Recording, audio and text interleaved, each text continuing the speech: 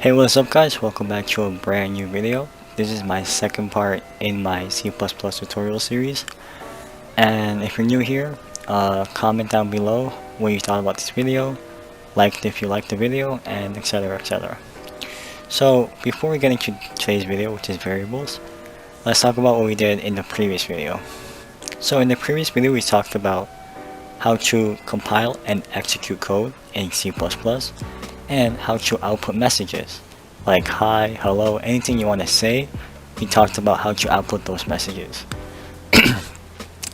And in this video we'll be talking about how to show variables, how to declare variables, and etc, etc. Anything variables we'll be talking about in today's video. So let's get started. Okay, so what are variables? Variables are basically like a storage unit. A variable holds a value, meaning like it could equal to anything. For example, here, this is a variable. Ignore the word int right now and focus on dog equals 5. Dog equals 5 is a variable. The value dog is holding is 5. So when you output the message with stdcount, the final result is 5 because dog is equal to 5 here. So let's go to our text editor and see how we can declare, initiate variables, and do some math. Okay, so here are the text editor. Before getting to variables, I do want to discuss what these are. These are called comments. So what is a comment? A comment is like something in English for you to understand only, and it does not affect your code whatsoever. So what comments are used for is used to be like labeling your code, just for you to understand your own code. And let's say you have a bunch of lines of code, like let's say I like 600 lines of code, right? Your code gets very confusing, and that's where comments comes in. It's just to organize your code, define your code if you don't know what it means. But the key thing to understand about comments is that they don't affect your code whatsoever. They're just for you to understand. With that being said, let's get into variables.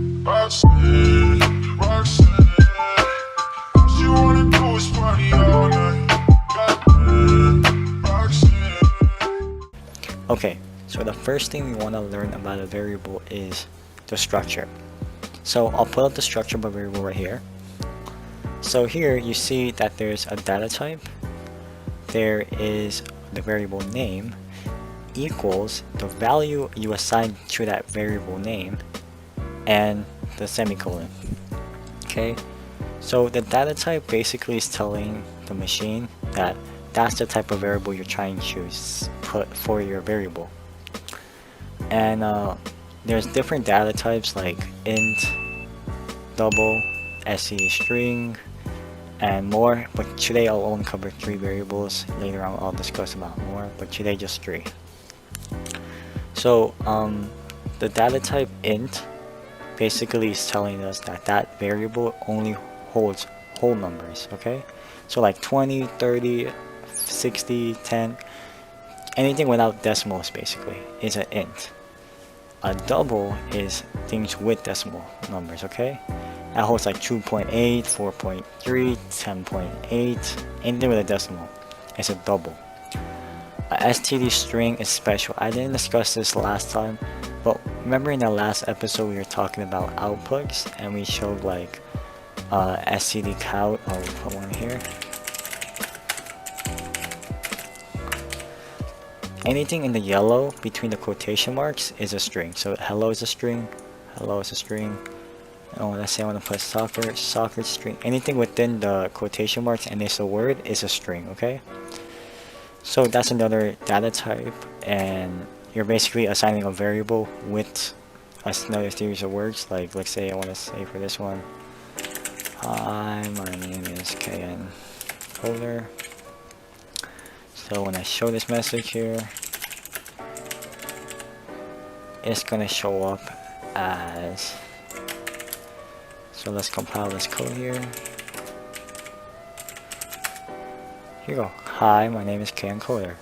This is a string. So, but what I also did here was show you my first variable calling. So here, the variable words has this assigned to it, okay? Let me show you more examples here.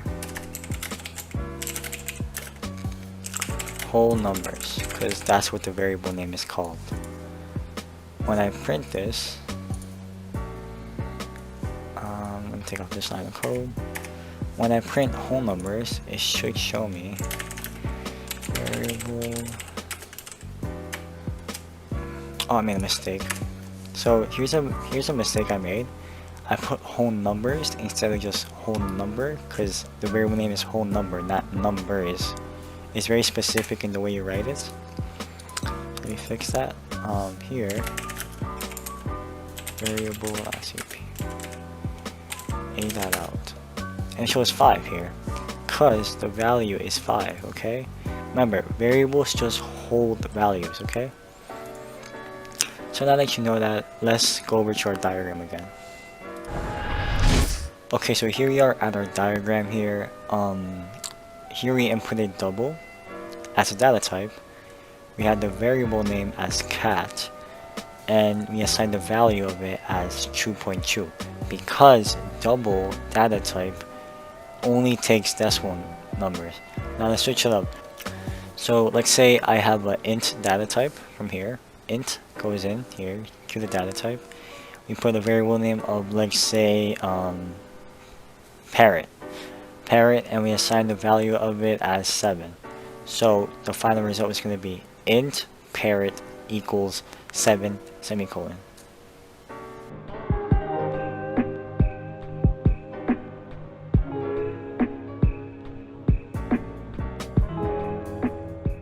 Okay, so now you know what that variable is, we're going to talk about chaining. What is chaining?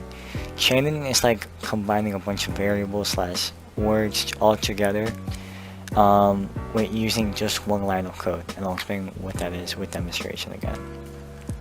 So let's just declare some variables here. Let's make a variable with my weight. My weight's like what, 150? And remember, weight and my weight is 150, but what is that? A whole number, a double number? Like, it's an int because it's a whole number. Okay, let's have a sentence, and let's have it as, hi, my weight is. But what is this thing? Remember, this is a string, so the data type we're using is std string. Std string sentence semicolon. Okay, so to combine these two together, we want to do sentence, because that's what the variable name is. Remember, the data type and then the variable name goes right after it. Okay, then to combine it, just do this. Just have like these two less than signs. Okay, and write weight right after. So it's gonna take, hi, my weight is, because that's what this is equal to, and put sub in 150. So let's put std count, because we're gonna display this, what these two are. Key plus plus the variable name. We're gonna export this message here, and look, here we go. Hi, my weight is 150, because you're combining the sentence and the weight here. So this is what chaining is. You could make this as long as you want. You can continue on, but you have enough variables, right? And yeah, that is what chaining is.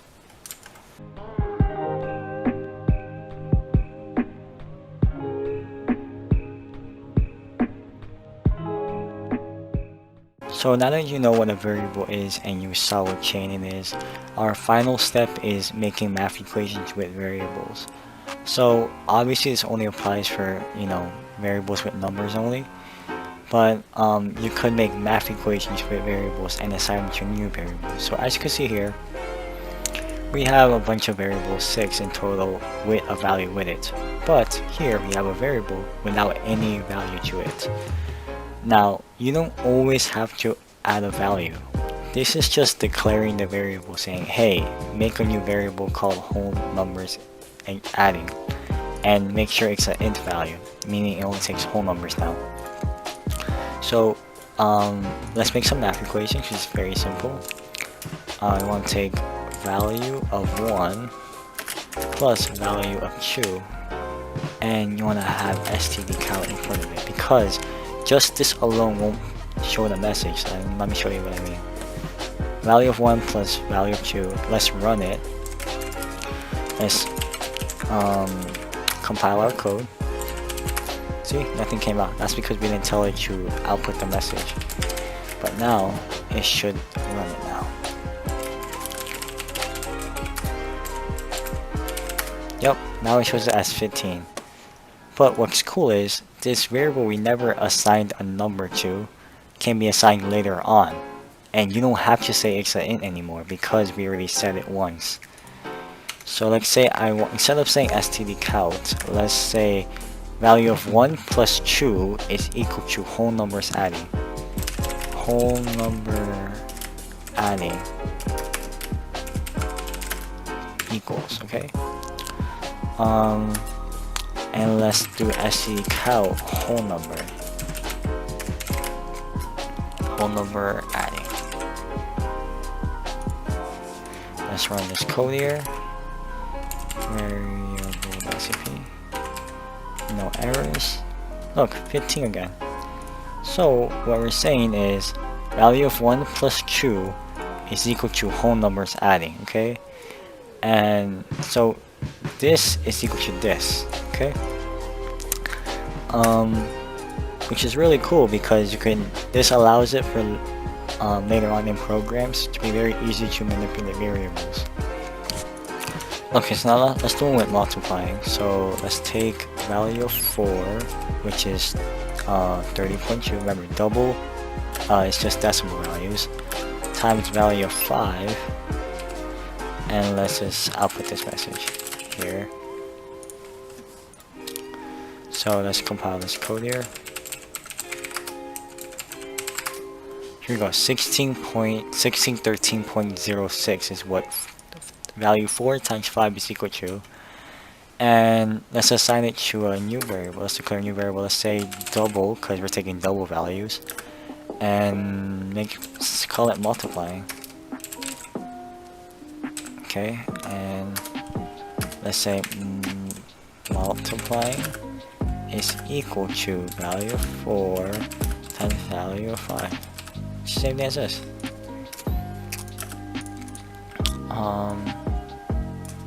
And let's display std count of this.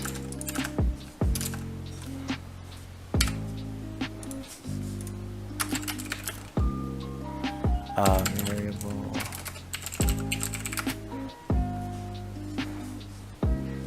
Oh, I made a mistake here. Here it says that, remember, that variables can't have spaces because it didn't detect it, but they have like a little autocorrect, which is nice.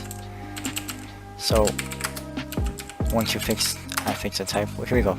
So value of 4 times 5 equals same as multiplying here. Alright guys, this is gonna wrap up the video. This video was slightly more confusing than the first one as we're getting harder and harder. But give me some suggestions of if I'm going too fast, if I'm going too slow, if I'm over explaining some things. Any criticism I will take like a man and improve better and better. I'm still new to this whole thing. I hope you guys like this video. If you learned something, comment down saying you liked the video. If you didn't like it, also tell me. I like constructive criticism. And thank you guys for watching. This is now part 2. Learned about outputs, compiling, and executing code, and now about variables, and about stringing, about chaining, about all these cool things now in episode 2. Alright guys, see you next time. I hope you liked the video, and peace.